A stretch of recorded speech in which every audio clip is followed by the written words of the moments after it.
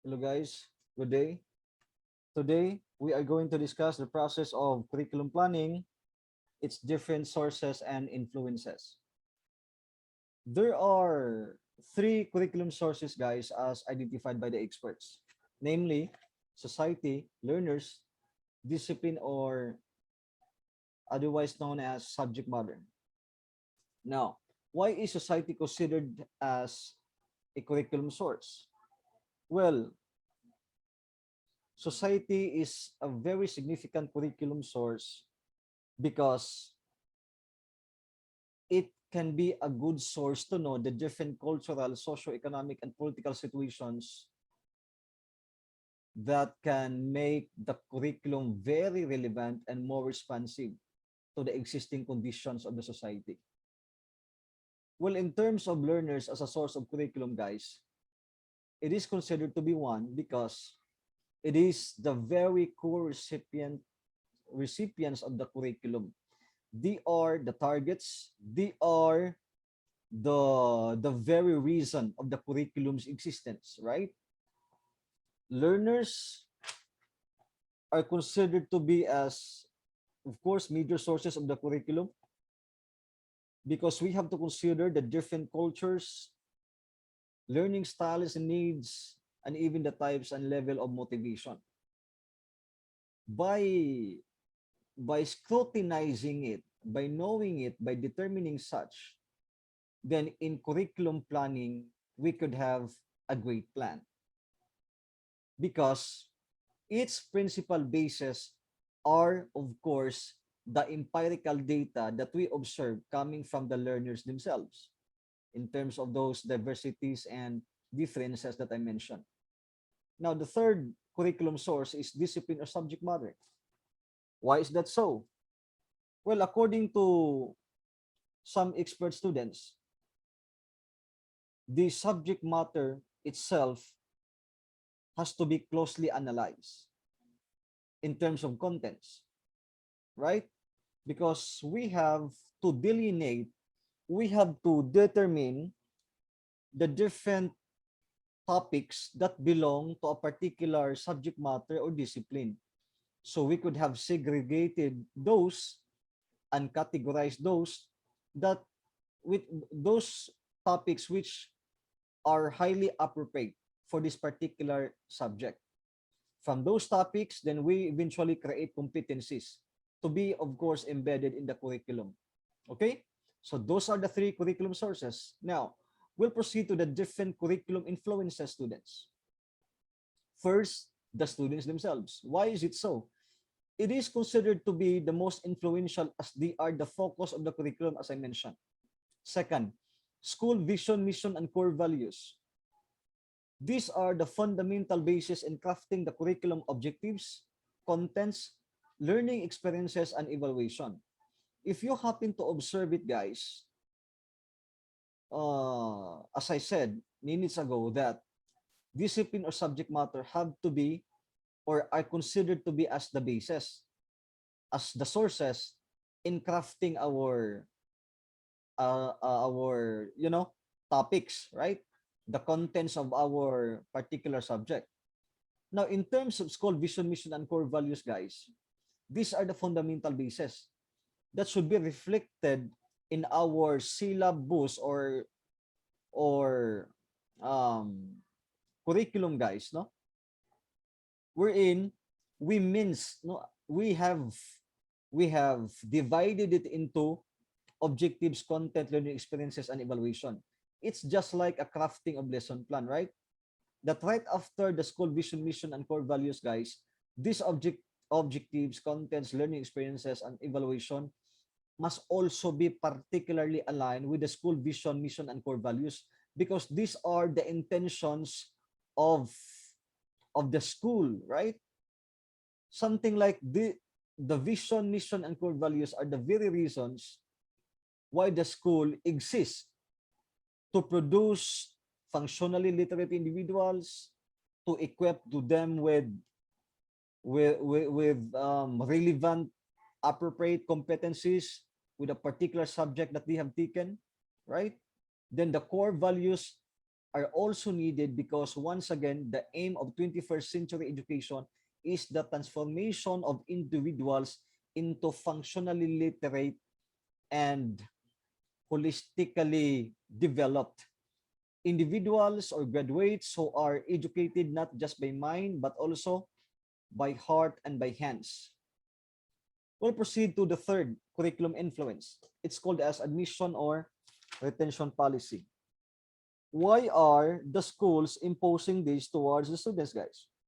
Well, retention or admission and retention policies, guys, it set it sets the rules on how students are admitted and the things that they need to do in to stay in a particular course or school. No? Just like what you had experienced by the time you applied in Cebu Technological University, where you were properly screened.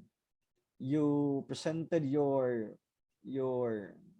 Form 7 or your card bearing your grades, your track records, guys,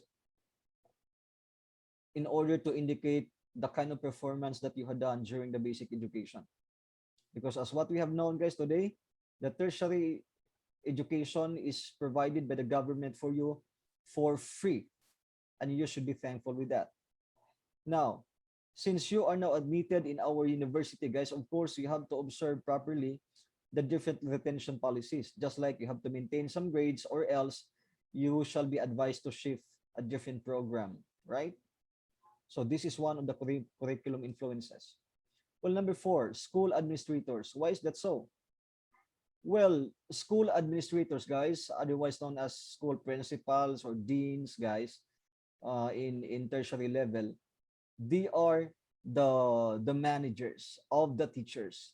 They are in direct contact with the teachers. Every now and then, the school administrators have to conduct meeting with the teachers, monitor, assess, and evaluate the teacher's performance and also the students' performance. That's why they are part of the curriculum influences. Next, accrediting agencies.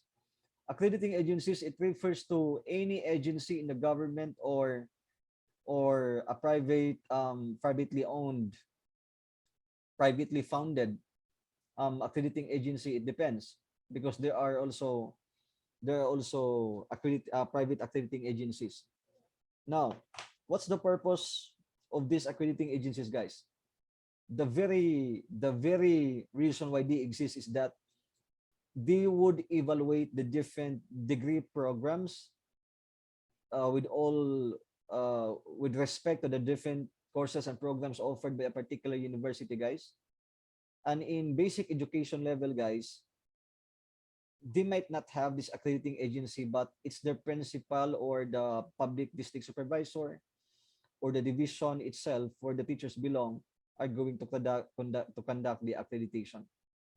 But for the tertiary or in colleges and universities, guys, offering different degree programs, accrediting agency are going to assess the administration of those programs, the different facilities, the performance of the students, the qualifications of the teachers, and so on.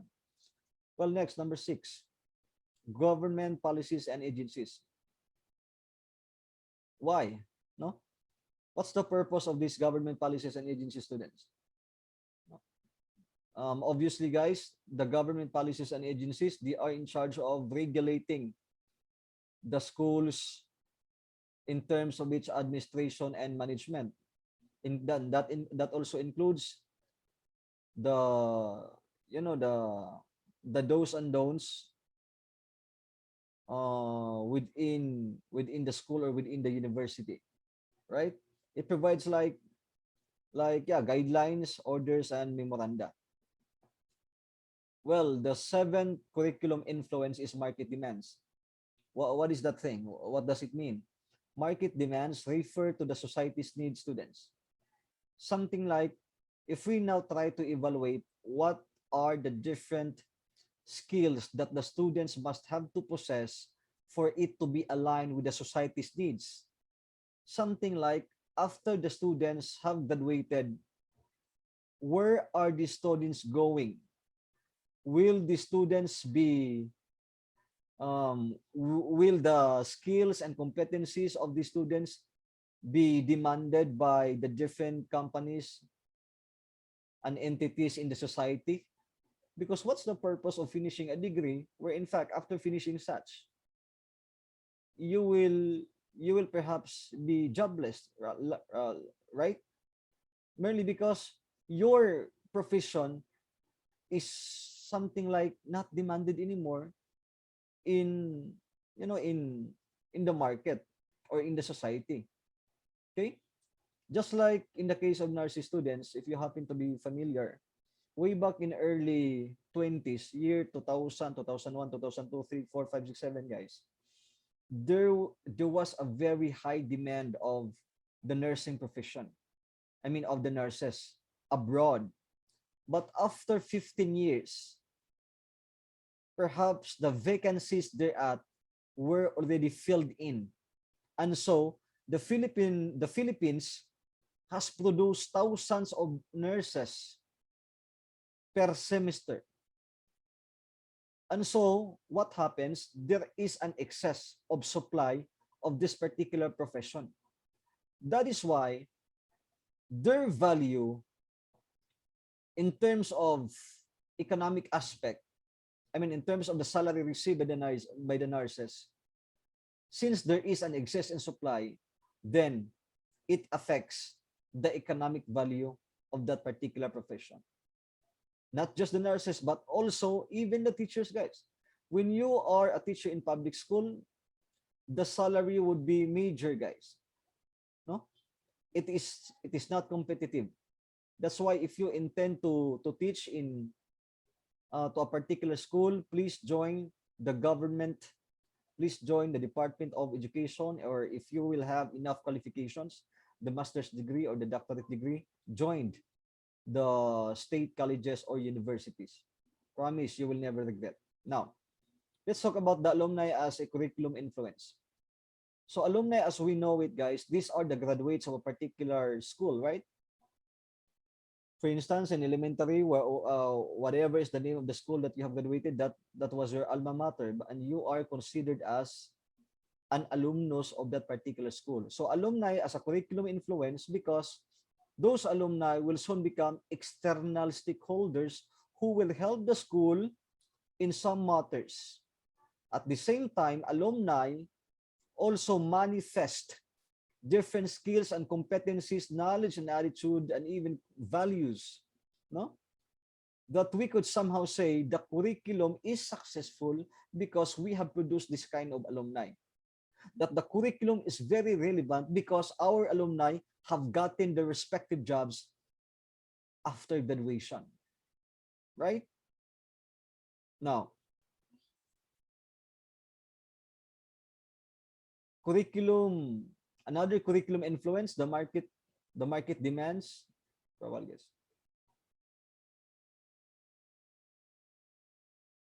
So we will proceed to number 11. There's a bit of mistake here. So information and communication technology, guys, or ICT. Why is it considered as a curriculum influence? We cannot do away the different technological advancements that we have right now, right?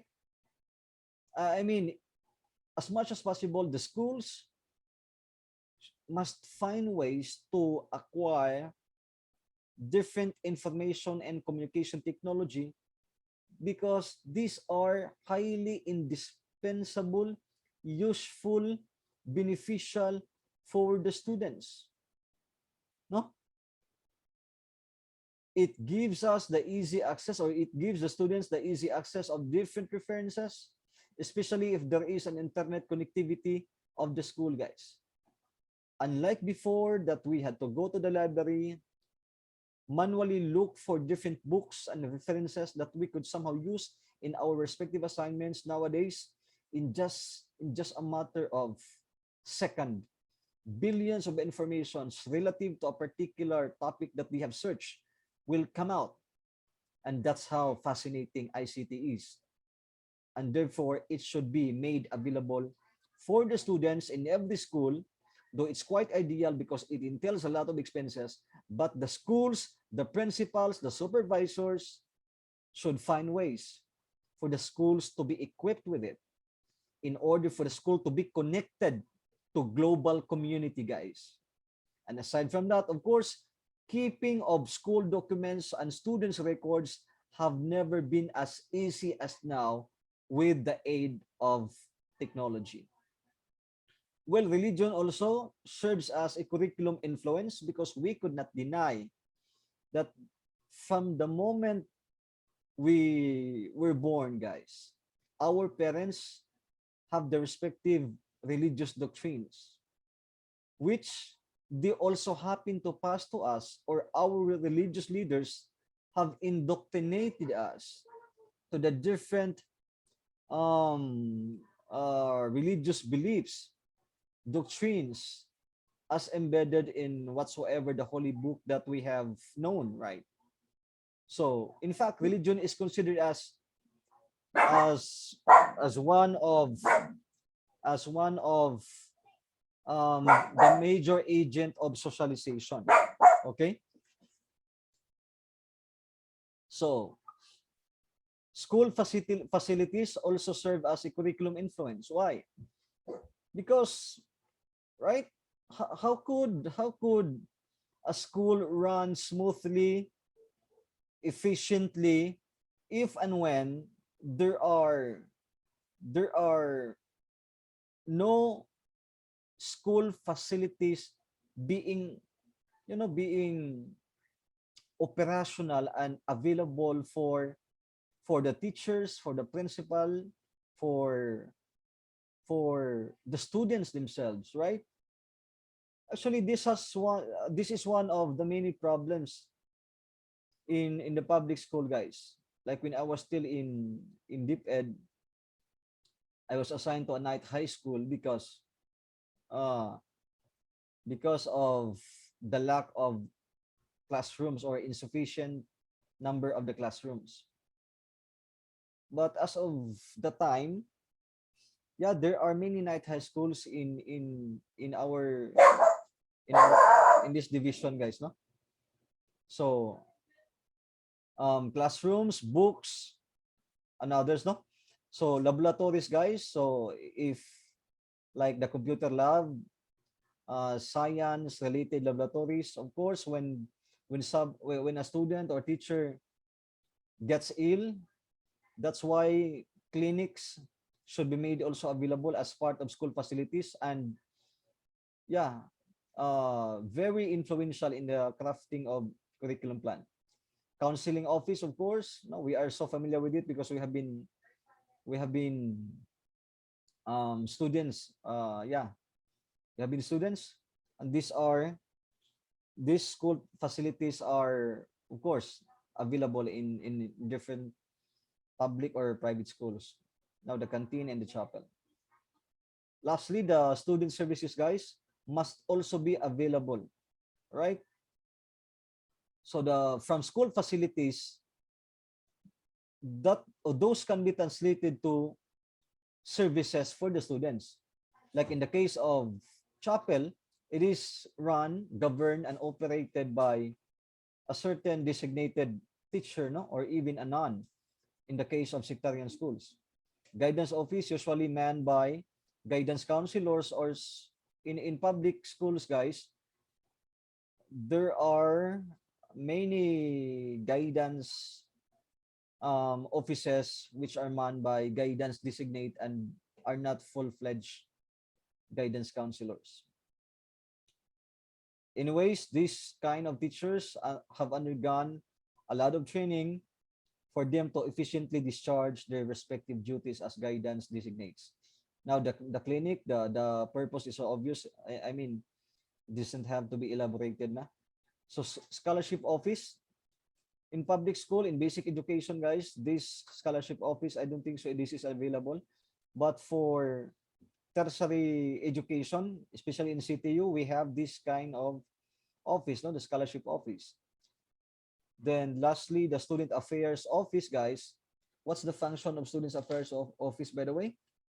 It guides the students in organizing activities and provides all forms of support to academic and personal development of the students in the school, right? So all of these student services are, of course, intended for the students themselves, respectively handled by designated individuals, guys. So if you happen to be in CTU, I mean, if face to face will be back someday, yeah, you may avail these student services in our university, guys. And that concludes our session for this video, guys, chapter 2, the curriculum planning. So let me end it with this particular quote.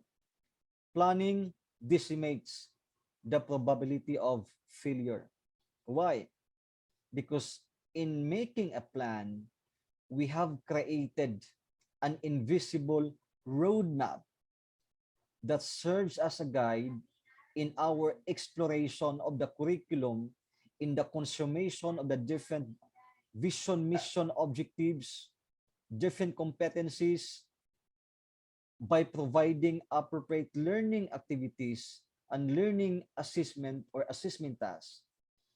For that, failure can be avoided, or perhaps it reduces the probability of failure. Thank you for listening, guys. Expect that after this video, you will be given the assessment task number 2 for this particular chapter. God bless and see you next time. Goodbye.